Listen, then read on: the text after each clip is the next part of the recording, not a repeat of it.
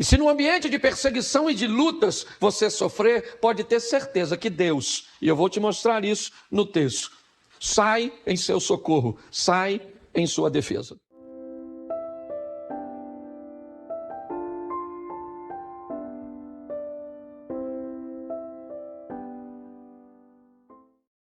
Eu vou dar um testemunho para você rapidinho da igreja.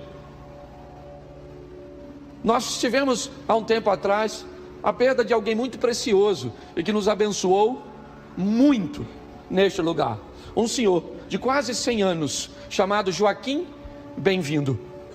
Um homem muito antigo nessa localidade, quem mora aqui talvez o tenha conhecido, um homem extremamente generoso. Ele era o dono do espaço do nosso estacionamento. Ele veio falecer. E com o falecimento de seu Joaquim, a sua propriedade foi dividida entre os filhos. E na época então os filhos já me chamaram e disseram: pastor, precisamos explicar algo com o senhor, ao senhor. Nós vamos cumprir o contrato de locação do estacionamento, mas nós não temos o interesse de renová-lo. Assim que o contrato encerrar, nós precisamos do terreno. E louvado seja Deus por isso. Foram muito bons conosco todos esses anos e não temos nada do que reclamar. Mas a igreja, a partir do dia 1º de julho, não pode mais estacionar o carro lá. Nós temos os adolescentes que funcionam lá. Nós temos a oficina da alma, que também funciona lá.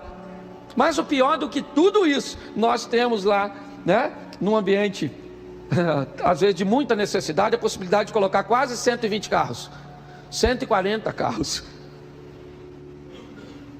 E aí quando eu recebi essa notícia, porque eu não me atentei que era 1º de julho já, e passa rápido, Quando aconteceu, eu falei: e agora? Como é que vai ser? E aí Deus proveu um novo espaço, certo? Já não vou falar onde é, mas vocês vão ver daqui uns dias, já está sendo limpo, preparado e tudo, e glória a Deus. Mas se você olhar aqui ao redor, não tem, mas Deus já sabia que tinha. Então é importante nós entendermos que a vida, muitas vezes, no quesito normal, ela trará consigo dificuldades, demandas, obstáculos, mas Deus está onde sempre esteve, no controle de todas as coisas, e nunca esqueça disso. A Bíblia diz que todas as coisas cooperam para o bem daqueles que amam a... Então, querido, o texto em que lemos fala da história de Joaquim, rei de Judá, o reino do sul de Israel. Ele é filho de Josias. Ele já havia sido subjugado pelo Egito, e agora Nabucodonosor vence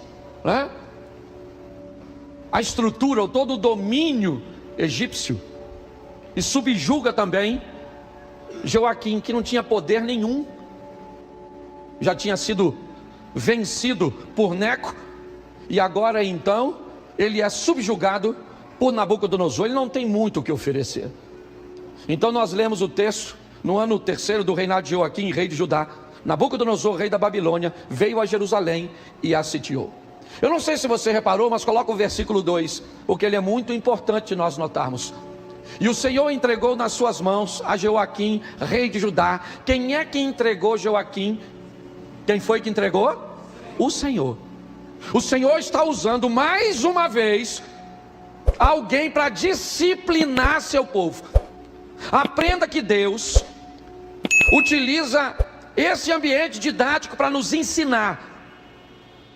É muito comum ele usar nações estrangeiras, inimigos, e dar condições a estes inimigos, muitas vezes em menor número, uma nação idólatra, a vencer o povo que adora ao Deus verdadeiro. Mas quando Deus é com o povo, ele diz: pode mandar os ministros de louvor na frente cantando, que vocês vão ganhar. Porque Deus sempre quis mostrar que a vitória de seu povo está nele, e não na força do nosso braço.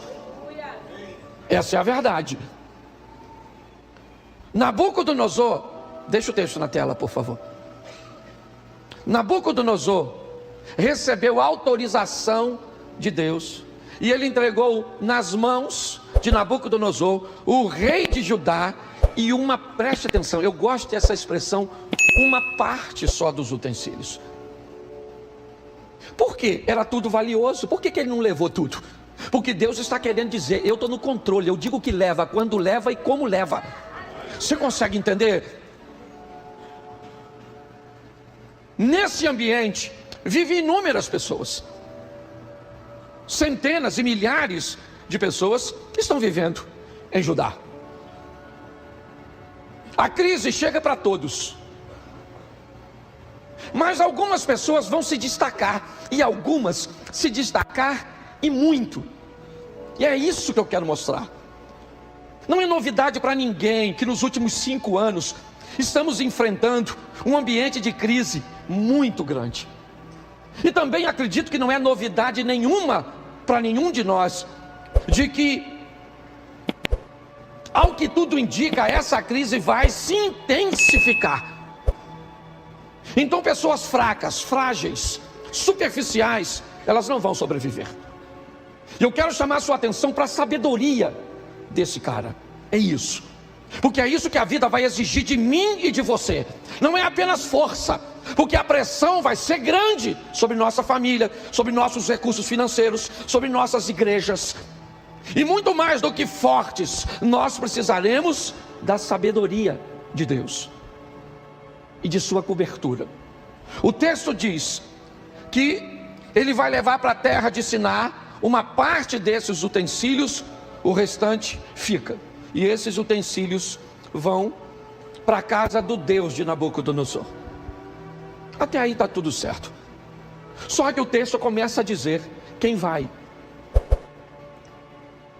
E na hora de dizer quem vai, eu não sei se você reparou, mas coloca para mim, por favor.